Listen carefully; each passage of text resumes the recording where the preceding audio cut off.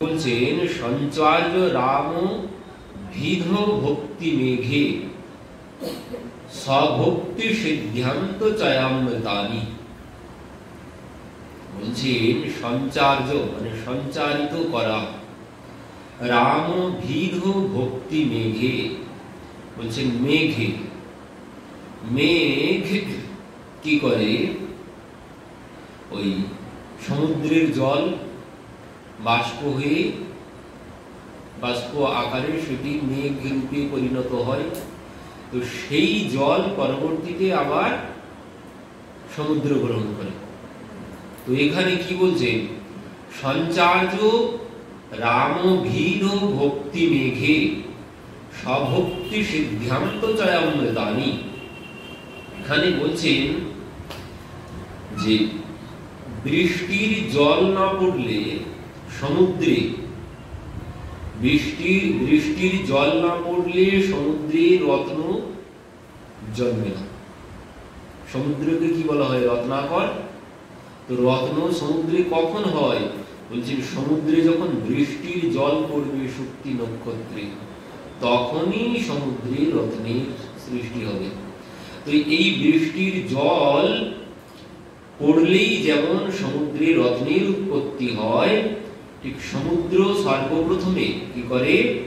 বাষ্পরূপে নিজের জল মেঘে সঞ্চারিত করে, আর সেই মেঘ হইতে বৃষ্টি রূপে ওই জল যখন পতিত হয়, তখন সমুদ্র সেই বৃষ্টির জল গ্রহণ করে তাতে সমুদ্রে রত্নের সৃষ্টি হয় বা রত্নের জন্ম হয়, তখনই সমুদ্র হয় রত্নাকর। ঠিক তেমন এখানে কি বলছেন, সঞ্চার্য রাম ভিধ ভক্তি মেঘে, রাম ভিধ, ভিধ মানে মেঘ। তো এখানেও ঠিক সঞ্চারিত হয়েছে মেঘ। সেই মেঘ কোন মেঘ? বলছেন রামানন্দ রায় রূপী মেঘ। আর ভক্তির মেঘে বলছেন স্বভক্তি সিদ্ধান্ত চয়ামৃতানি। যেমন জল, সমুদ্রের জল বাষ্প হয়ে মেঘ গ্রহণ করে, ঠিক তেমন এখানে এই রামানন্দ রূপী মেঘ, রামানন্দকে মেঘের সাথে তুলনা করা হয়েছে। আর সেই মেঘ এখানে কি গ্রহণ করেছে? বলছে মেঘ যেমন সমুদ্রের জল গ্রহণ করে বাষ্প রূপে, ঠিক এখানে তেমন এই রামানন্দ রূপী মেঘ ইনি কি গ্রহণ করেছেন? বলছেন স্বভক্তি সিদ্ধান্ত চয়ামৃতানি, অমৃত। কোন অমৃত? বলছেন সেই ভক্তির অমৃত, যে সেই দাস্য সখ্য বাৎসল্য মধুর রসের যে অমৃত, সেই অমৃত গ্রহণ করেছেন এই রামানন্দ রূপী মেঘ। আর কি বলছেন? গৌরাবধি রেতৈরুমান বিতীর্ণে স্তজ্জগ রত্নলয়তাম প্রয়াতি। বলছেন গৌরাবধি, গৌরাবধি মানে অবধি শব্দের অর্থ হচ্ছে সমুদ্র। গৌরাবধি মানে সেই সমুদ্র। কোন সমুদ্র? এই সমুদ্র হচ্ছে গৌর মহাপ্রভু রূপী সমুদ্র। এই সমুদ্র থেকে তিনি ভক্তি রসামৃত রূপী জল গ্রহণ করেছেন। কে? রামানন্দ রূপী মেঘ। গৌর সমুদ্র থেকে জল গ্রহণ করেছে রামানন্দ রূপী মেঘ। গৌর হচ্ছে সমুদ্র, আর এই যে জল বলছেন এখানে সাধারণ কোনো জল নয়, অমৃত, ভক্তির সিদ্ধান্ত রূপী অমৃত রূপী রস গ্রহণ করেছেন রামানন্দ। পুনরায় সেই অমৃত, সেই জল, মেঘ থেকে যেমন জল পুনরায় সমুদ্র গ্রহণ করে, ঠিক তেমন ভাবে সেই অমৃত আবার পুনরায় মহাপ্রভু গ্রহণ করে রত্নাকর হয়েছেন। কি বলছেন? রত্নলয়াকাম প্রয়তি, রত্নের আলয় হয়েছেন। কে? মহাপ্রভু নিজেই সবকিছু দান করেছেন, করে আবার নিজে গ্রহণ করে রত্নলয়াকাম প্রয়তি হয়েছেন। তো কেন? কারণ বলছেন ভগবানের কাছে জ্ঞান আছে কিন্তু বিজ্ঞান নেই। ভগবানের কাছে জ্ঞান আছে কিন্তু বিজ্ঞান নেই। ওই যে গোপীদেরকে জিজ্ঞাসা করেছিলেন এই জন্যে যে তোমরা কৃষ্ণ বলে কেঁদে কি সুখ পাও? তোমরা কৃষ্ণ বলে কেঁদে কি সুখ পাও? গোপীরা কি বলেছিল? গোপীরা বলছেন, দেখো আমরা যে কৃষ্ণ বলে কেঁদে কি সুখ পাই, ও তোমাকে বলে বোঝাতে পারবো না, ও তোমাকে বলে বোঝাতে পারবো না। ও যদি তুমি কোনোদিন আমাদের জায়গায় আসতে পারো, ও তখন বুঝবে যে কৃষ্ণ বলে কাঁদার কি সুখ। ছেলে বিদেশে থাকে, মানে 20 বৎসর পর ছেলে বাড়িতে এসেছে, 20 বৎসর পর ছেলে বাড়িতে এসেছে, এসেই যখন মা দর্শন করেছেন ছেলেকে, পুত্রকে দেখেই মা কাঁদতে শুরু করেছে। কি ব্যাপার মা, তুমি কাঁদছো কেন? আমি এসেছি তো তোমার আনন্দ হবে, আনন্দ না হলে তুমি কাঁদছো কেন? তো মা কি বলছেন? বলছেন, বাবা তুই বুঝবি না, এ কান্নার মর্ম তুই বুঝবি না। কেন বুঝবো না? তুমি বলো, আমি বুঝবো। আমাকে মানে সবাই কত সম্মান করে জানো, আমি কত বড় বিদ্যান তুমি জানো, তুমি বলো, আমি সব বুঝবো। তো বলছেন, বাবা তুই যত বড় বিদ্যান হোস না কেন, এই চোখের জলের মর্ম তুই বুঝবি না। ছেলে বলছেন, তাহলে তুমি আনন্দ পাওনি, আমি এসেছি তাই তুমি দুঃখ পেয়েছো তাই কাঁদছো। আমি এসেছি কোথায় আনন্দ পাবে, তুমি আনন্দ না পেয়ে দুঃখ পাচ্ছ তাই তুমি কাঁদছো। মা বলছেন, না বাবা আমি দুঃখ পাইনি, তুই আশাতে দুঃখ পাইনি, তাহলে তুমি কাঁদছো কেন? দুঃখ যদি না পাও তুমি কাঁদছো কেন? বলছে, বাবা আমি যে কাঁদছি কেন তুই বুঝবি না কিছুতেই।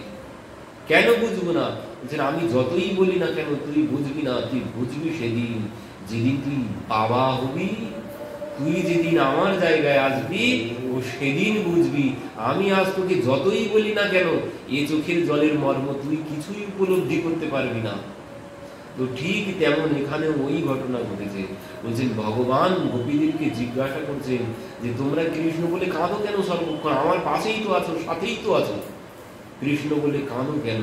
বলছেন, তুমি বুঝবে না, তুমি যদি কোনোদিন আমাদের জায়গায় আসো, সেই জন্য রাধাভাব কান্তি ধারণ করে সেই কৃষ্ণ আজ গৌর হয়েছেন।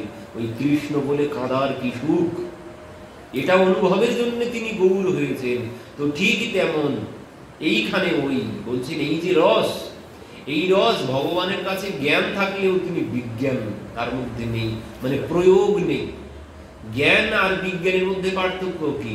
যে জ্ঞান আর বিজ্ঞানের মধ্যে পার্থক্য হচ্ছে জানার নাম হচ্ছে জ্ঞান, আর জানাটাকে যখন প্রয়োগ করব প্র্যাকটিক্যালে তখন তাকে বলে বিজ্ঞান। আমি বই পড়লাম অমুক বিষয় দিয়ে, অমুক বিষয় দিয়ে, অমুক বিষয় দিয়ে রন্ধন করলে খুব স্বাদ হয়, এটা জানলাম, এটি হচ্ছে জ্ঞান। এবার যতক্ষণ না ওটি প্র্যাকটিক্যাল করায় আমি দিচ্ছি, যতক্ষণ না স্বাদ গ্রহণ করছি, ততক্ষণ এটা বিজ্ঞান হল না। তো এই ভগবানের কাছে জ্ঞান আছে কিন্তু বিজ্ঞান নেই। তো আজ সেই বিজ্ঞান, বিজ্ঞান মানে স্বাদ গ্রহণ করেছেন। এই জ্ঞানের স্বাদ কেমন, সেই স্বাদ গ্রহণ করেছেন কিভাবে? বলছেন, এই জ্ঞান তিনি রামানন্দকে দান করেছেন। রামানন্দকে দান করে যেভাবে সমুদ্র বাষ্প রূপে জল দান করে যেভাবে সমুদ্র রত্নাকর হয় সেই জলেই, ঠিক সেইভাবে মহাপ্রভু আজ রত্নের আলয় হয়েছেন, রত্নাকর হয়েছেন। এই স্বাদ গ্রহণ করেছেন রামানন্দের কাছ থেকে। তো এখানে বলছেন গৌরাবধি, গৌরূপ অবধি মানে সমুদ্র হইতে অদৃশ্য রূপে বাষ্প রূপে জল উঠে যায়। সমুদ্র থেকে জল বাষ্প রূপে চলে যায় কিন্তু আমরা দেখতে পাই না। ঠিক সেইভাবে মহাপ্রভু সমস্ত জ্ঞান আজ রামানন্দকে প্রদান করেছেন। এই যে জ্ঞান তিনি রামানন্দকে প্রদান করেছেন তা কেউ দেখতে, যেমন বাষ্প চলে যায় উপরে কেউ দেখতে পায় না, ঠিক সেইভাবে বলছেন এই জ্ঞান মহাপ্রভু সব তিনি রামানন্দকে দান করেছেন। তো বলছেন এবার এই তত্ত্ব রামানন্দ বলছেন পরবর্তীতে, এই তত্ত্ব মোর মুখে কইলে প্রকাশন, ব্রহ্মারে বেদ পড়াইল নারায়ণ। বলছেন এই তত্ত্ব মোরে মুখে কইলে প্রকাশন, বলছেন যে তত্ত্ব তুমি আমার মুখ দিয়ে প্রকাশ করলে, এই তত্ত্ব আমাকে তুমিই দান করেছো। যেভাবে ভগবান ব্রহ্মাকে জ্ঞান দান করেছিলেন, বেদ দান করেছিলেন। এই জন্য বলা হয় যে তেনে ব্রহ্ম হৃদা আদি কবয়ে, সেই আদি কবি ব্রহ্মা তো ব্রহ্মাকে কি ভগবান খাতা কলম নিয়ে পড়িয়ে পড়িয়ে মুখস্থ করেছে? না, সংকল্পের দ্বারা। হৃদা মানে সংকল্প, ভগবান সংকল্পের দ্বারা সমস্ত জ্ঞান যাকে তাকেই দিতে পারেন, মানে সবাইকে দিতে পারেন। কিন্তু এখানে বলছেন এই উপদেশ, ভগবানের এই উপদেশের মর্ম কে বুঝতে পারবে? বলছেন রামানন্দ একটি খুব গুরুত্বপূর্ণ কথা বলেছেন এখানে। রায় রামানন্দ বলছেন ভগবান তিনি অন্তর্যামী স্বরূপে প্রত্যেকের মধ্যে আছেন, আর প্রত্যেককেই এই উপদেশ দেন।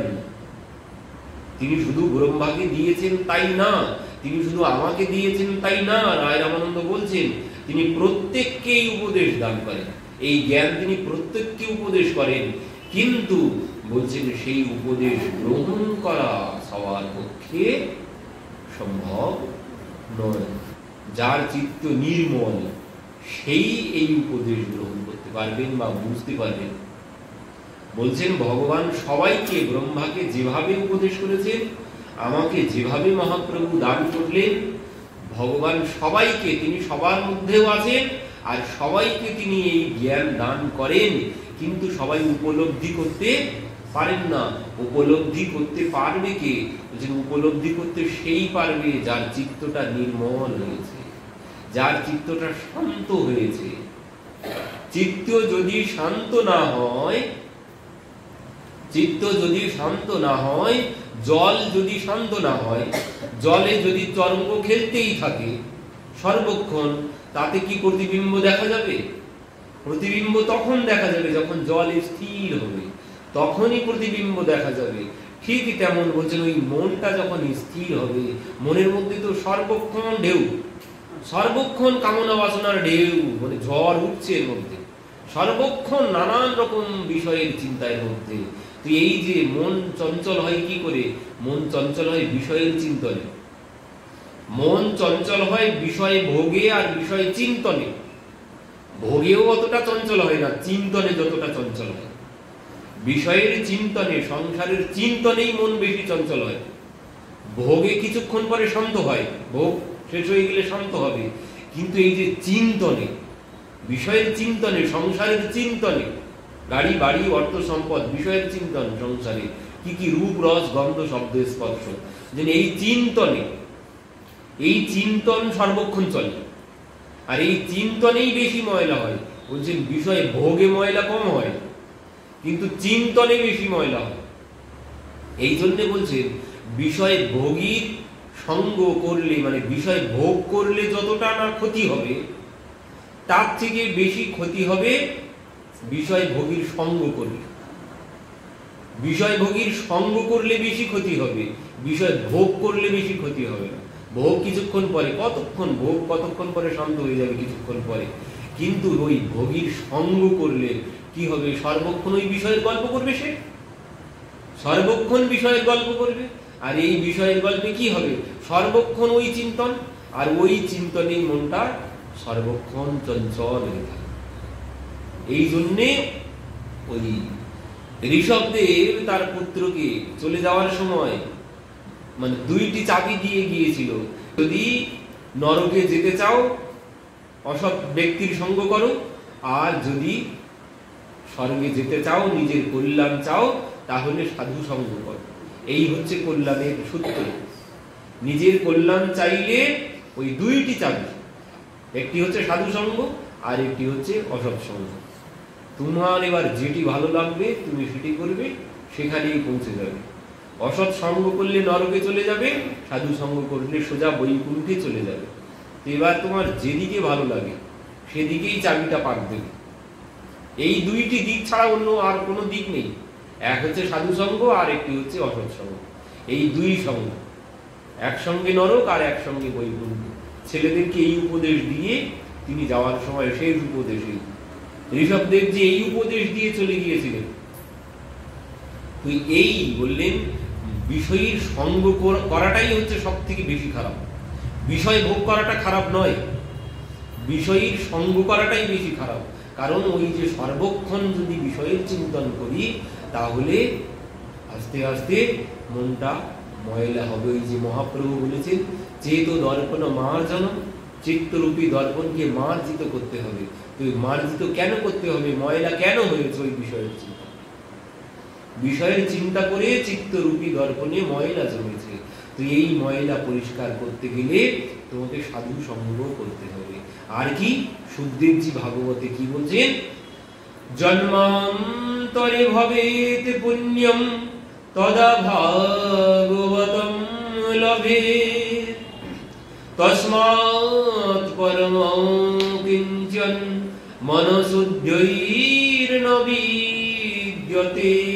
বলছেন সাধু সঙ্গে তো পরিষ্কার হবে কখন, সাধু সঙ্গে যখন ভগবানের কথা শ্রবণ করে। এই ছাড়া সুখদেবজি বলছেন এছাড়া দ্বিতীয় কোন ঔষধ নেই মন পরিষ্কার করার। কি বললেন, তস্মাৎ পরম কিঞ্চন মনশুদ্ধৈর্ন বিদ্যতে। এই কথা ছাড়া মন শুদ্ধ করার, মন পরিষ্কার করার, ভগবানের কথা ছাড়া অন্য কোন ঔষধ নেই। এই একটাই ঔষধ মন পরিষ্কার করার, সেটি হচ্ছে সাধু সঙ্গে ভগবানের কথা শ্রবণ করতে হবে। তাহলেই মন শুদ্ধ হবে। তবে কি একবার দুইবারে নয়। সুখদেবজি বলছেন সদা সেব্য শ্রীমদ ভাগবতী ভাগ। কবিরাজ গোস্বামী বলছেন শ্রীয়তাম নিত্যম, নিত্য শ্রবণ করো। সুখদেবজি বললেন সদা সেব্য, মানে সদা সেবন করো এই ঔষধ, সর্বক্ষণ সেবন করতে থাকো। মহাদেব বলেছেন এক জায়গায়, বলছেন জব বহুকাল করৌ সৎসঙ্গা তব হই ওই সংশয় ভঙ্গা। বলছেন ওই সংশয় তখন যাবে যখন বহুকাল ধরে সৎসঙ্গ করবে। বহুকাল ধরে যখন সৎসঙ্গ করবে তখনই তোমার সংশয় ভঙ্গ হবে, তার আগে নয়। বহুকাল ধরে শ্রবণ করতে হবে, এক দুইবার শ্রবণে কোনো বিষয় নয়। এই জন্যেই বারবার প্রত্যক্ষ শ্রবণ করতে হয়। কিন্তু আবার অনেকে বলে একই কথা কেন বারবার শুনতে যাও, একই জিনিস কি জন্য বারবার শুনতে যাও, এক কথা বারবার শুনে কি হবে। বলছে না, এই একই কথা বারবার শ্রবণ করতে হবে, সদা সেবন করতে হবে। অন্নটা কি, একই অন্ন প্রত্যেক দিন কি জন্য খাও, একই জল কি জন্য পান করো বারবার, একই জল কি জন্য পান করতে যাও। ঠিক তেমন এটাও ওই অন্নের মতো, এটাও ওই জলের মতো, ওই পানীয়ের থেকেও বড় পানীয় এটি। এই সর্বক্ষণ পান করতে হবে, ওই জলের মতো সর্বক্ষণ কাছে রেখে দিতে হবে। যেমন খাবার দাবার সর্বক্ষণ লাগে না, জল সর্বক্ষণ লাগে। এই জন্য জলের বোতল সবাই কাছে নিয়ে রাখে, জলটা সর্বক্ষণ লাগে। তো বলছেন এই এই ভগবানের কথাটা ওই জলের বোতলের মতো করতে হবে, সর্বক্ষণ সাথে রাখতে হবে, তাহলেই কল্যাণ হবে, তার আগে নয়। মাঝে মধ্যে শ্রবণ করে ওতে কিছু হবে, মাঝে মধ্যে কাপড় পরিষ্কার করলাম ও আস্তে আস্তে আবার কিছুদিন পরে নোংরা হয়ে গেল। তো এই জন্য বলছেন সর্বক্ষণ শ্রবণ করতে হবে, ময়লা যেন এক ফোঁটাও না পড়ে, কারণ ময়লা সর্বক্ষণ পড়ছে। সুখদেবজি ভাগবতে কি বললেন, এ মানবা পাপ কৃতস্তু সর্বদা। পাপের ময়লা সর্বক্ষণ জমছে, সর্বক্ষণ আমরা পাপ ছাড়া কোনো কিছু করি না। কলির জীব পাপ ছাড়া কোনো কিছু করে না, সর্বক্ষণ পাপ করতে থাকে। এক পা দেবেন তো পাপ, এক পা ভূমিতে দেবেন তো পাপ হবে, কারণ পায়ের তলায় কত প্রাণী যাচ্ছে, কত প্রাণী মারা যাচ্ছে, সেখানে পাপ হচ্ছে না, সেখানেও পাপ হচ্ছে। তারপর মনের দ্বারা, দর্শনের দ্বারা, চিন্তনের দ্বারা নানান রকম ভাবে পাপ হচ্ছে। তো এই জন্যে সদা সিদ্ধ সর্বক্ষণ শ্রবণ করো, তারপরেই কল্যাণ হবে। এক দুইবার ঔষধ পান করলে রোগ সারে না, এমনই রোগ বলছেন যতদিন বেঁচে থাকবে ততদিন এই ঔষধ পান করতে থাকতে হবে, তাহলে অন্তে নারায়ণ স্মৃতি হবে, তার আগে নয়। সদা পান করতে থাকতে হবে, না হলে বলছেন ওই জীবের লক্ষ্য কি, জীবের লক্ষ্য একটাই, অন্তে নারায়ণ স্মৃতি। কিন্তু বলছে ও জনম জনম মুনি যতন করই অন্তে রাম নেহি আবহি। বলছেন জনম জনম মুনি যতন করই, বলছেন জনম জনম ধরে নাম করলেও অন্তে রাম নেহি আবে। বলছেন অন্তে কোনোদিন ভগবানের নাম করা যায় না, এমনই কঠিন বিষয়। ওই যে সেই এক বুড়িমা ছিল, ছেলেরা মৃত্যুকালে মায়ের গালে জল দিচ্ছে আর বলছে মা একবার রাম নাম বলো, মা একবার রাম নাম বলো। মা কিছুক্ষণ পরে কি বলছে, বলছে বাবা বলতে পারছি না, বলতে পারছি না বাবা। আর এক ছেলে বলছে মা তুমি কি বলতে পারছো না, তুমি কি বলতে পারছো না। ভাবছে বলবে যে মা রাম নাম বলতে পারছি না, কিন্তু মা কি বলছে যে বাবা তোরা ওই যেটা বলানোর চেষ্টা করছিস ওটাই বলতে পারছি না। এটাই হয় অবস্থা। যদি বিষয়ে ভোগে মন চঞ্চল হয়ে থাকে, কোনদিন ভগবানের নাম আসবে না অন্তকালে। তো এই জন্যে বলছেন মনকে আগে নির্মল করতে হবে। ভগবানের ওই উপদেশ গ্রহণ করতে গেলে বলছেন তিনি সবাইকে উপদেশ করেন, কিন্তু সবাই গ্রহণ করতে পারেন না। কে গ্রহণ করবে? যার চিত্তটা নির্মল হয়েছে। এই জন্যে প্রভু রামচন্দ্র বলেছেন নির্মল মনোজন সৌমহে বাবা, মোহে কপট ছল ছিদ্র না ভাবা। নির্মল মনোজন সৌমহে পাওয়া মানে কি? সে আমাকে পেয়ে যাবে। আমাকে পাওয়া মানে কি? এই যে তার অনুভব, ভগবানের অনুভবটা, তার জ্ঞানটা পেতে গেলে কে পাবে? যার মনটা নির্মল হয়েছে সেই ভগবানের অনুভব পাবে। যার মন নির্মল হয়েছে, যার চিত্ত শান্ত হয়েছে। সমস্ত ওই রোগের মূল কি? সমস্ত রোগের মূল হচ্ছে ওই মন, ওই চিত্ত। ওই মন যতদিন না শান্ত হচ্ছে ততদিন কোনো কল্যাণ হবে না, ততদিন কোনো কল্যাণ হবে না যতদিন না মন শান্ত হচ্ছে। সমস্ত কল্যাণের মূল হচ্ছে কিন্তু মন। এই মন যতদিন না শান্ত হচ্ছে কোনো কল্যাণ হবে না। এই জন্য সুখদেবজি বলছেন এতস্মাৎ পরম কিঞ্চন মনশুদ্ধৈর ন বিদ্যতে। এই মন শুদ্ধির একমাত্র ঔষধ হচ্ছে এই কথা, ছাড়া অন্য কোনো ঔষধ নেই। আর এই মন শুদ্ধ না হলে কিছুতেই কোনো কল্যাণ হবে না। এই মনের জন্যই বন্ধন, এই মনের জন্যই মুক্তি। এই মনের জন্যই মুক্ত হতে পারবো, আবার মনের জন্যই বাধা পড়ে থাকবো। কপিল ভগবানের কাছে মা জিজ্ঞাসা করেছিলেন এই বন্ধনের কারণ কি? মানে ছেড়ে যাওয়া যায় না, এই সংসার ছেড়ে যাওয়া যায় না। বাড়ির দিকে কি হচ্ছে 8টা বেজে গেলেই চলে যেতে হবে, বেশিক্ষণ বসা যাবে না। কেন? এই বাঁধন একটা। এই বাঁধনটা কিসের? বলছেন মা বাঁধন কিছু না, মনের বন্ধন। মন এব মনুষ্যানাম কারণম বন্ধ মোক্ষয়। বলছেন ওই বন্ধন আর মোক্ষ ও দুটোই হচ্ছে মন, দুটোই মন। তো সেই বন্ধন আছে কোন মনে? বলছেন ওই যে মন বিষয়ে আসক্ত আছে সেই মন বাধা পড়ে আছে সংসারে। সে মন, যে মন বিষয়ে আসক্ত সে বাধা পড়ে আছে, সে 8টা বাজলেই উঠে চলে যাবে। আর যে বিষয় থেকে নিজেকে মুক্ত করেছেন সেই হচ্ছে মুক্ত, সেই মনই হচ্ছে মুক্ত যার মধ্যে বিষয়ের চিন্তন নেই। তো এই মনটাই সমস্ত রোগের মূল। এই মনকে আগে শুদ্ধ করতে হবে। মন যদি মুক্ত না হয় পরবর্তীতে ওই শেঠজির মতো মন যেখানে থাকবে, ওই রাজর্ষি ভরতের মতো, যেভাবে রাজর্ষি ভরত মৃত্যুর পরে হরিণ হলেন, তো ওই গতি হবে। মন যদি বন্ধনে পড়ে থাকে তো ওইভাবেই সংসারে বারবার জন্মগ্রহণ করতে হবে। মন যদি মুক্ত হয় তাহলেই আমি পেলাম।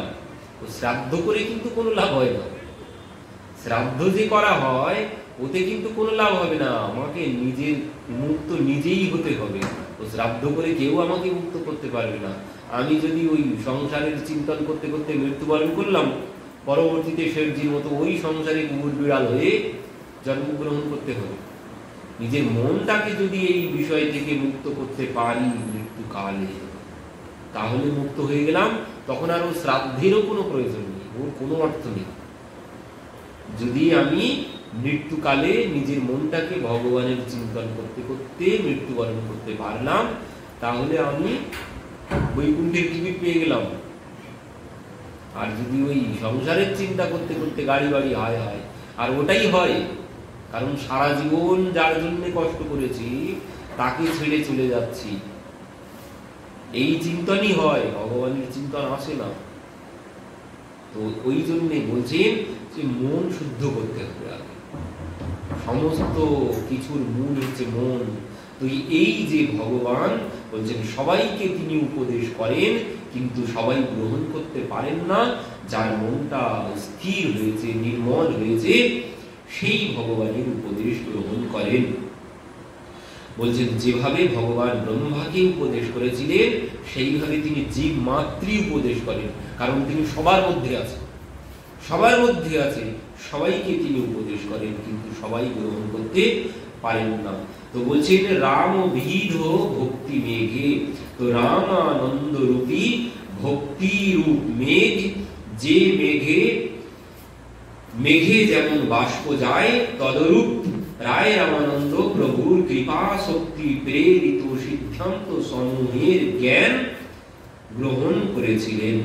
আর সেই জ্ঞান স্বভক্তি সিদ্ধান্ত চয়ামৃতানি, বলছেন স্বভক্তি সিদ্ধান্তে তিনি পরবর্তীতে দান করেছিলেন। কিভাবে? বলছেন স্ববিষয়ক কৃষ্ণ বিষয়ক ভক্তি সম্বন্ধীয় সিদ্ধান্ত সমূহরূপ অমৃত শ্রীকৃষ্ণ বিষয়ক মানে ভক্তি, তাহা এই স্থলে আরেকটি বলছেন, আরেকটি কথা, এই উপদেশ কে গ্রহণ করবেন? বলছেন সেই গ্রহণ করবেন যার মধ্যে ভক্তি আছে, যার মধ্যে ভক্তি আছে সেই উপদেশ গ্রহণ করতে পারবেন। তো বলছেন এই স্থলে সিদ্ধান্ত শব্দে দাস্য সখ্য বাৎসল্য মধুর রস সম্বন্ধীয় যে সিদ্ধান্ত রামানন্দের সঙ্গে সাধ্য সাধন তত্ত্বের আলোচনা প্রসঙ্গে সকল রসের কথা ব্যক্ত হয়েছিল, সেই রসের কথা এখানে বলা হয়েছে। তো বলছেন সেই সিদ্ধান্ত মহাপ্রভু গ্রহণ করেছিলেন, রামানন্দকে দান করেছিলেন, দান করে পরবর্তীতে তিনি গ্রহণ করেছিলেন। তো এখানে বলছেন সমুদ্রের ন্যায়, সমুদ্রের জল যেমন নোনা হয়, কিন্তু মহাপ্রভুকে সমুদ্রের সাথে তুলনা করা হয়েছে।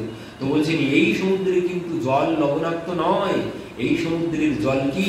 এই সমুদ্রের জল অপ্রাকৃত অমৃত, জ্ঞানরূপী জ্ঞানামৃত। তো এই অমৃত এখানে আর কি বলছেন, এই সমুদ্রে কি আছে? যেমন সমুদ্রে হাঙর কুমির থাকে, কিন্তু এই সমুদ্রে কি আছে?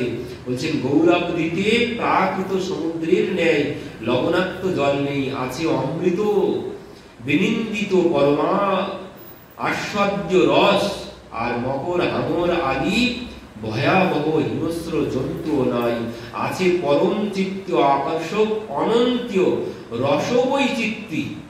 সেই তযোগ্যত্য রত্নলয়াত্যম প্রায়তি, বলছেন সেই রত্নের তিনি তত্ত্বজ্ঞ সিদ্ধান্তজ্ঞ, তিনি তো তত্ত্বজ্ঞ, মহাপ্রভু তত্ত্বজ্ঞ, কিন্তু মহাপ্রভু এই জ্ঞান রামানন্দকে দান করেছিলেন। কেন?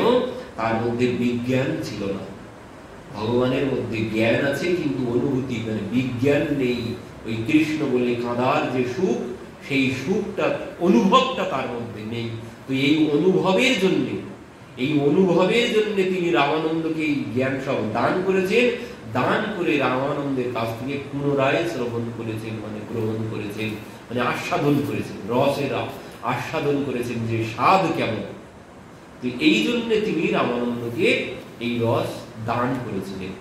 তো পরবর্তীতে আমরা সে আলোচনায় যাব। তো এখানে বলছেন কবিরাজ গোস্বামী, পূর্বতে প্রভু আগে করিল গমনে, জিওর নৃসিংহ ক্ষেত্রে গেলা কত দিনে, নৃসিংহ দেখিয়া কইল দণ্ডবত নতি, প্রেমাবেশে কইল বহু নিত্য গীতি স্তুতি। মহাপ্রভু চলেছেন দক্ষিণ ভারতে, চলতে চলতে এসেছেন কোথায়? জিওর নৃসিংহ ক্ষেত্রে, যেখানে নৃসিংহ দেবের মন্দির। নৃসিংহ দেবের মন্দিরে তিনি দণ্ডবত প্রণতি স্তুতি করছেন। এই নৃসিংহ দেবের মন্দির বলছেন প্রহ্লাদ, প্রহ্লাদ বানিয়েছিলেন এখানে এই মন্দির। এইখানে সেই প্রহ্লাদকে পর্বত থেকে ফেলে দেওয়া হয়েছিল, হিরণ্যকশিপুর লোকজন এইখানে প্রহ্লাদকে ফেলে দিয়েছিলেন। তো সেই জন্য প্রহ্লাদ পরবর্তীতে এখানে এই মন্দির নির্মাণ করেছিলেন নৃসিংহ ভগবানের। তো শ্রী নৃসিংহ জয় নৃসিংহ, জয় জয় নৃসিংহ, প্রহ্লাদেশ জয় পদ্মা মুখ পদ্ম ভৃঙ্গ। মহাপ্রভু নৃসিংহ ভগবানের স্তুতি করছেন, কি বলছেন? উগ্রপ্যনুগ্রহ এবায়ম স্বভক্ত্যানাম নৃকেশ্বরী কেশরী বসপতানামন্যসু মুগ্রয় বিক্রমঃ। কি বলছেন? উগ্র ইয়জ্ঞানুগ্র এবায়ম স্বভক্তানাম নৃকেশরী কেশরী বসপ্যতানাম ন্যন্যাসু মুগ্রয় বিক্রমঃ। উগ্র ইয়জ্ঞানুগ্র এবায়ম স্বভক্ত্যানাম নৃকেশরী। বলছেন সেই নৃসিংহ ভগবান যিনি ভক্তের কাছে শান্ত কিন্তু অভক্তের কাছে, হিরণ্যকশিপুর কাছে তিনি উগ্র। হিরণ্যকশিপুর সম্মুখে তিনি উগ্র মূর্তি ধারণ করেছেন, কিন্তু প্রহ্লাদের কাছে তিনি শান্ত। তিনি অভক্তের কাছে এমন উগ্র, কিন্তু ভক্তের কাছে তিনি শান্ত। তো বলছেন মহাপ্রভু সেই লীলা স্মরণ করছেন যে সময় হিরণ্যকশিপুকে নৃসিংহ ভগবান বধ করে ফেললেন, সেই বক্ষ বিদীর্ণ করলেন, পেটটাকে বিদীর্ণ করে সমস্ত নাড়ি ভুড়ি সব বার করে চিবিয়ে চিবিয়ে দূরে সব ফেলে দিচ্ছেন আর হুঙ্কার ছাড়ছেন। দেবতারা ভগবানকে শান্ত করতে পারছেন না, যেন প্রলয় হয়ে যেতে শুরু হবে এমন অবস্থা। তো ভগবানকে শান্ত করার চেষ্টা করছেন দেবতারা, সম্মুখে গেলেই ভগবান ওদের হুঙ্কার ছাড়ছেন। দেবতারা ভয়ে সেখান থেকে পালিয়ে গেলেন। লক্ষ্মী দেবীর কাছে গিয়ে বলছেন, দেবী শীঘ্রই চলুন, কি হয়েছে? আপনার পতিদেবকে আমরা কিছুতেই শান্ত করতে পারছি না। লক্ষ্মী দেবী বলছেন, সে কি? আমার পতিদেব তো শান্তাকারম ভুজগ শয়নম, তিনি তো সর্বক্ষণ শান্ত, তিনি তো উগ্র মূর্তি ধারণ করেন না, অশান্ত তিনি তো হনই না, তিনি তো সর্বক্ষণ শান্ত থাকেন। দেবতারা বলছেন, না দেবী, আজ চলুন, গিয়ে দেখবেন আপনার পতিদেবের রূপ কেমন। দেবী কি করেছে? আরতির থালা হাতে নিয়ে বেরিয়েছেন, প্রতিদেবকে আরতি করবেন। তাই এবার যখন দেবতারা এনে দাঁড় করিয়ে দিয়েছেন নৃসিংহ ভগবানের সম্মুখে, যেই আরতির থালা নিয়ে আরতি করতে গেছেন আর এমন হুঙ্কার ছেড়েছেন সিংহের, সেই হুঙ্কারে আরতির থালা ছেড়ে দিয়ে বাবা গো মা গো বলে সেখান থেকে পালিয়ে চলে গেছেন। আরতির থালা ফেলে দিয়ে বলছেন, হায় হায়, এ কি রূপ! দেবতারা আমাকে কার সম্মুখে এসে এনে দাঁড় করিয়েছে? আমার পতিদেবের তো আমি এমন রূপ আগে কোনোদিন দর্শন করিনি, একে। এই বলে দেবী সেখান থেকে দৌড়িয়ে পালিয়ে চলে গেছেন। এমন উগ্র মূর্তি তিনি ধারণ করেছেন। দেবতারা দেখলেন, এ কি, এই হুঙ্কারে তো জগৎ প্রলয় হয়ে যাবে, তো এখন শান্ত করবো কি করে প্রভুকে? তখন দেবতারা প্রহ্লাদকে গিয়ে বললেন, প্রহ্লাদ, ও তুই যা, প্রভু তোর জন্য এই রূপ ধারণ করেছে, তুই গিয়ে প্রভুর সম্মুখে দাঁড়া, যদি প্রভু শান্ত হন। তখন যেই প্রহ্লাদকে নিয়ে দেবতারা দাঁড় করিয়ে দিয়েছেন ভগবানের সম্মুখে, ভগবান তখন কি বলছেন এখানে? সপাদমূলে পতিতম তমর্হতুম বিলোক্য দেব কৃপয়া পরিপ্লুত উচ্চাপিতশ্চিষ্ণ দধাৎ করাম্বুজম কালাহি বিদ্রোষ্টদীয়ম কৃতাভয়ম। প্রহ্লাদকে যখন ভগবানের সম্মুখে চরণের কাছে দেবতারা পাঠিয়ে দিলেন, ভগবান কি বলছেন? সপাদ মূলে পতিতম তমর্হতুম। নিজের চরণ তলে ভগবান প্রহ্লাদকে যখন দর্শন করলেন, বিলক্ষ্য দেব কৃপয়া পরিপ্লুত। বিলক্ষ্য মানে দর্শন করলেন, দর্শন করে তিনি তো কৃপায় পরিপ্লুত মানে গলে গেলেন। নিজের চরণ তলে প্রহ্লাদকে দর্শন করে ভগবান কৃপায় গলে গেছেন, মানে গলে জল হয়ে গেছেন, ক্রোধার নেই। তখন কি করলেন? উত্থাপিত কৃষ্ণ দধাৎ করাম্বুজম, নিজে হাতে প্রহ্লাদকে আজ চরণ থেকে তুলে কোলে বসিয়েছেন। এই হচ্ছে ভগবানের স্বভাব। ভক্তের কাছে তিনি এমন শান্ত, কিন্তু অভক্তের কাছে তিনি উগ্রম বিষ্ণু। তিনি তো প্রহ্লাদকে ভগবান এবার কোলে নিয়ে কি করছে, বলছেন ওই জিভ দিয়ে চেটে চেটে আদর করছে, কারণ মুখটা সিংহের মুখ। পশুরা যেভাবে আদর করে শিশুদেরকে জিভ দিয়ে চেটে চেটে, তো ঠিক সেইভাবে আজ ভগবান প্রহ্লাদ মহারাজকে জিভ দিয়ে চেটে চেটে আদর করছেন। আর কি বলছেন, যা বলেছেন কোনদিন ভগবান আর কারো সম্মুখে এই কথা বলেননি। প্রহ্লাদের সম্মুখে যে কথা ভগবান আজ বলেছেন, কি বলছেন, बोले प्रभु प्यारे अंग कोमल तुम्हारे, दुष्ट असुरों ने मारे मम नाम एक गाने में। गिर से गिराया तुम्हें जल में डुबाया है, कष्ट पहुंचाए दुष्ट अग्नि के जलाने में। तुलसी लगाए और प्रभु कहे बार बार, करुणा स्वरूप लागे करुणा दिखाने में। मंजुल मुखार बिंदो चूम चूम कहे प्रभु, क्षमा करो पुत्र मुझे देर हुई आने में। भगवान बोलছেন, बोले प्रभु प्यारे अंग कोमल तुम्हारे। বলছেন প্রভু, বলছেন প্রহ্লাদ তোমার শরীর কত নরম, আর কি দুষ্ট অসুরনে মারে মম নাম এক গানে में। বলছেন আমার নাম করার জন্য দুষ্টরা তোমাকে কত কষ্ট দিয়েছে অসুররা। गिरी से गिराए तुम्हें जल में डुबाए, মানে পর্বত থেকে তোমাকে ফেলে দিয়েছে, জলের মধ্যে তোমাকে ডুবিয়েছে। কষ্ট পৌঁছায় দুষ্ট অগ্নিকে জ্বালানে में, যেন আগুনের মধ্যে তোমাকে জ্বালিয়েছে। এত কষ্ট তোমাকে দিয়েছে কিসের জন্য, শুধুমাত্র আমার নাম করার জন্য। তো প্রহ্লাদ তুমি আমাকে ক্ষমা করে দাও। বলছেন করুণা স্বরূপ লাগে করুণা दिखाने में। मंजुल मुखार बिंदु चुम चुम कहे प्रभु, ক্ষমা করো পুত্র মুঝে দের হুই আনে में। প্রহ্লাদ তুমি আমাকে ক্ষমা করে দাও, আমার আসতে বড় দেরি হয়েছে, তার জন্য তোমাকে এত কষ্ট সহ্য করতে হয়েছে। ভগবান ক্ষমা চাইছেন ভক্তের কাছে, এই হচ্ছে ভগবানের স্বভাব।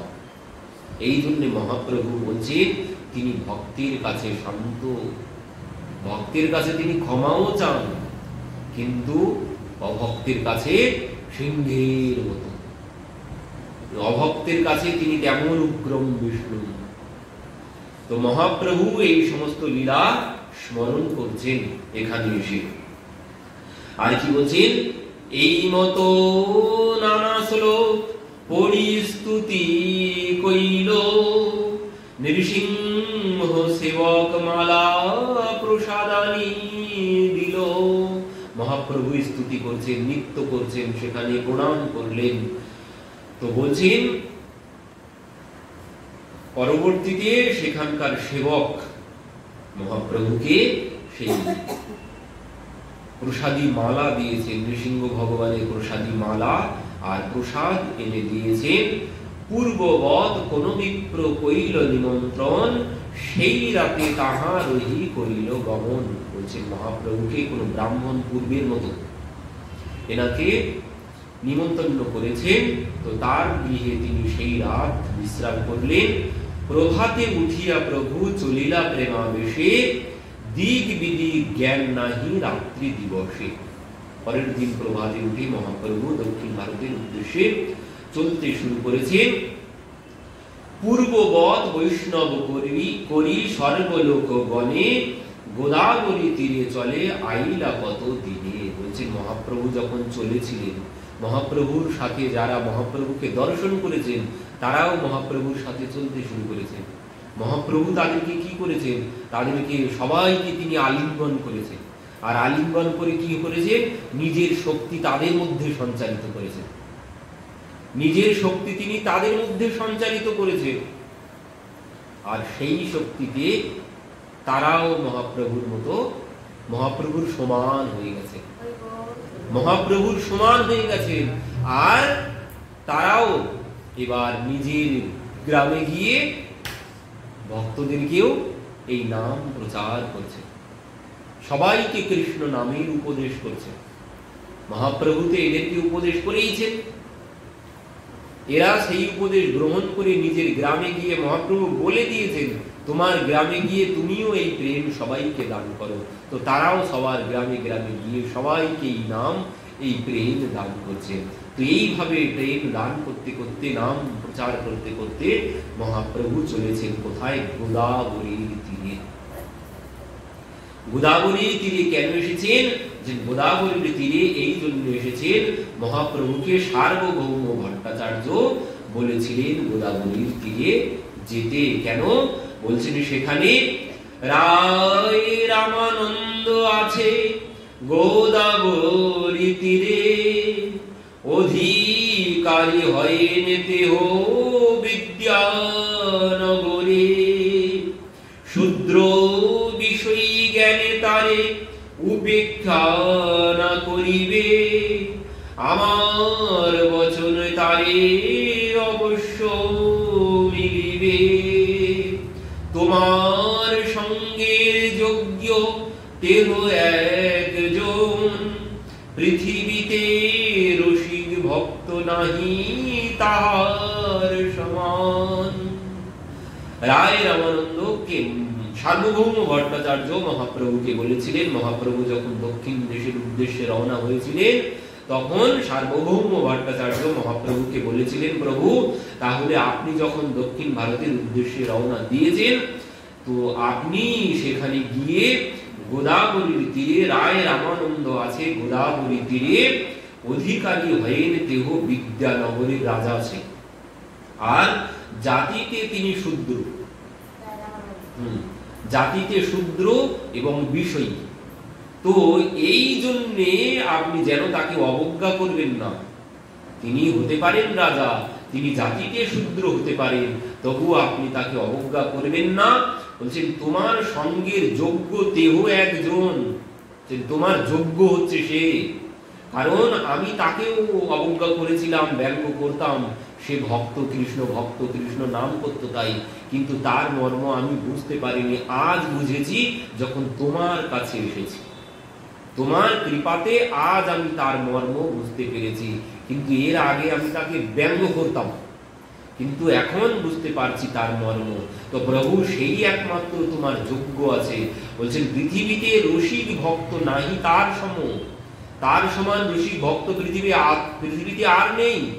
তো তুমি তার সাথে অবশ্যম্ভাবী। বলছেন পাণ্ডিত্য আর ভক্তি রস দোহার দেহ সীমা, সম্ভবিলে জানি সম্ভাষিলে জানিবে তুমি তাহার মহিমা।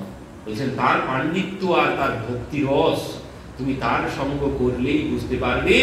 অলৌকিক বাক্য চেষ্টা তার না বুঝিয়া পরিহাস করিয়াছি বৈষ্ণব বলিয়া। বলছেন আমি তাকে বুঝতে পারিনি, আমি তাকে অনেক পরিহাস করেছি। তো তুমি তার সঙ্গে দেখা করো, তোমার প্রসাদে এবে জানিল তার তত্ত্ব, সম্ভাবিলে জানিবে সম্ভাষিলে জানিবে তুমি তার যেমন মাহাত্ম্য। আমি বুঝতে পারিনি তার মাহাত্ম্য আগে, তোমার জন্য আজ আমি তার মাহাত্ম্য বুঝেছি। তো তুমি গেলেই তাকে বুঝতে পারবে তার গুণের কথা। তো এই জন্য মহাপ্রভু আজ গোদাবরী তীরে এসে উপস্থিত হয়েছেন রামানন্দের সাথে দেখা করার জন্য। তো কি বলছেন? সেই বনে গোদাবরী দেখি হইল যমুনা স্মরণ, তীরে বন দেখি স্মৃত হইল বৃন্দাবন। তো গোদাবরী তীরে যখন এসেছেন, এসে বলছেন সেই গোদাবরী দেখে মহাপ্রভুর মধ্যে আবার যমুনার স্মরণ হয়েছে। গোদাবরীকে দর্শন করে ভাবছেন যমুনায় এসেছে। আর কি বলছেন? সেই বনে, গোদাবরীর তীরে যে বন ছিল, বলছেন বন দেখে মনে হচ্ছে বৃন্দাবনই হয়েছে। তো সেখানে বৃন্দাবন ভাবে আবিষ্ট হয়ে গেছে। পরবর্তীতে সেই বনে কতক্ষণ করে নৃত্য কীর্তন, সেখানে নাচ গান করতে শুরু করেছেন, বৃন্দাবন ভেঙে নাচতে শুরু করেছেন, গাইতে শুরু করেছেন। পরবর্তীতে গোদাবরী পার হইয়া করিল তাহা স্নান। পরবর্তীতে গোদাবরীতে গিয়ে তিনি স্নান করলেন। এবার ঘাট ছাড়ি কত দূরে জল সন্নিধানে বসি প্রভু করে কৃষ্ণ নাম সংকীর্তন। বলছেন স্নানের ঘাট ছেড়ে অনেকটা দূরে গিয়ে বসে বসে কৃষ্ণ নাম করছেন। এবার হেন কালে দোল্লায় চড়ি রামানন্দ রায় স্নান করিবারে আইলা বাজনা বাজায়। বলছেন হেন কালে এমন সময় সেখানে রামানন্দের আগমন ঘটেছে স্নান করার জন্য। আবার কি বাজি বাজনা বাজাতে বাজাতে সে আসছে, তার সেবক বৃন্দ তাকে নিয়ে আসছে। আর কি বলছেন, তার সঙ্গে আইলা বহু বৈদিক ব্রাহ্মণ বিধি মতো কইল তো হে স্নান তর্পণ। বলছেন সে গোদাবরী এসেছিল তর্পণ করতে, তার সাথে অনেক ব্রাহ্মণ ছিল, তো তিনি সেই বিধি মতো স্নান তর্পণ সবকিছু সেরেছেন।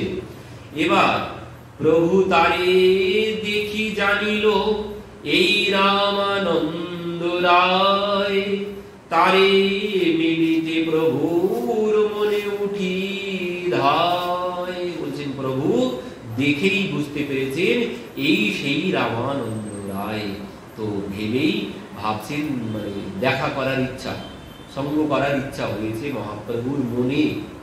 আর এই কথা যখন ভেবেছেন ওদিকে সঙ্গে সঙ্গে রামানন্দ প্রভুকে দর্শন করেছেন, দূর থেকে দর্শন করেই বলছেন তথাপি ধৈর্য করি প্রভু রহিলা বসিয়া রামানন্দ আইলা অপূর্ব সন্ন্যাসী দেখিয়া। সন্ন্যাসীকে দর্শন করে রামানন্দ চলে এসেছেন দর্শন করতে। বলছেন শত সূর্য সমকান্তি অরুণ বসন সুবলিত প্রকাণ্ড দেহ কমল লোচন। মহাপ্রভুর রূপ কেমন, বলছেন শত সূর্য সমকান্তি, শরীরের অঙ্গের জ্যোতি শত সূর্যের সমান। এই দেখেই রামানন্দ প্রভুকে দর্শন করতে চলে এসেছেন। কমল লোচন, পদ্মের মতো প্রভুর মুখ পদ্ম। তো মহাপ্রভুকে দর্শন করতে রামানন্দ এসেছেন। দেখিয়া তাহার মনে হইল চমৎকার, আসিয়া করিল দণ্ডবত নমস্কার।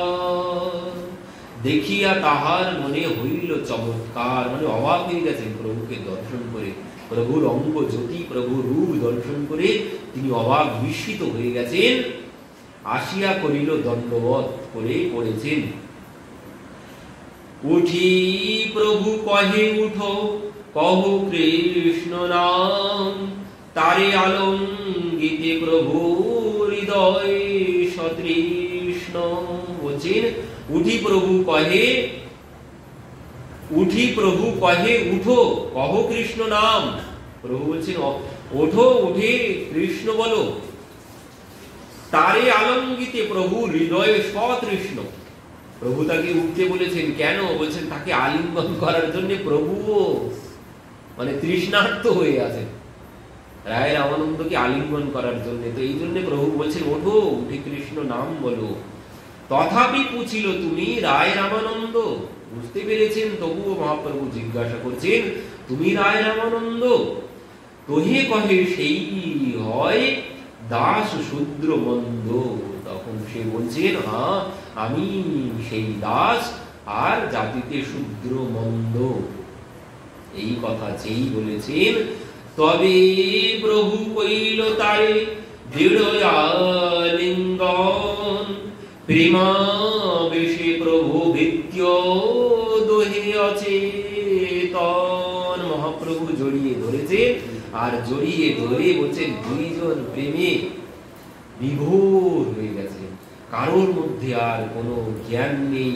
বলছেন স্বাভাবিক প্রেম দোহার উদয় করিলা, দোহা আলঙ্গিয়া দোহে ভূমিতে পড়িলা। ভূমিতে গড়াগড়ি দিচ্ছেন দুইজনকেই জড়িয়ে ধরে ভূমিতে গড়াগড়ি দিচ্ছেন।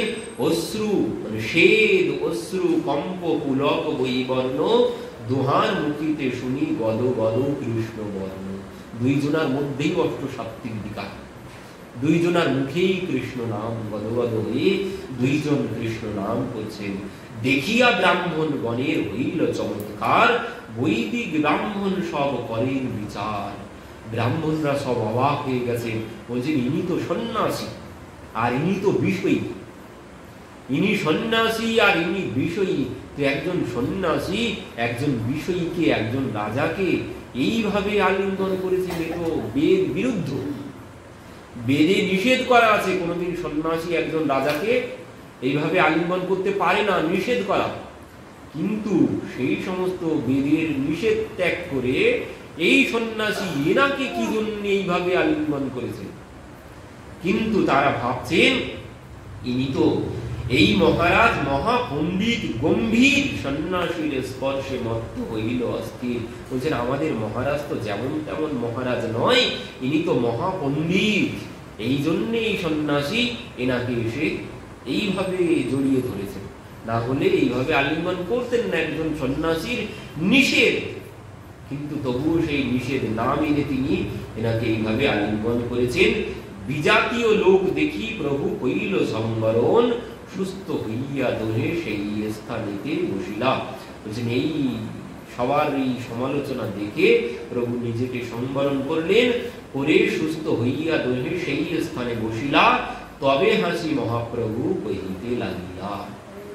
মহাপ্রভু এবার বলতে শুরু করেছেন, সার্বভৌম ভট্টাচার্য কহিল তোমার গুণ, তোমারে মিলিত মোরে করিল যতন। বলছেন সার্বভৌম তোমার কথা সব আমাকে বলেছে, তোমার সাথে দেখা করার কথা সেই আমাকে বলেছে।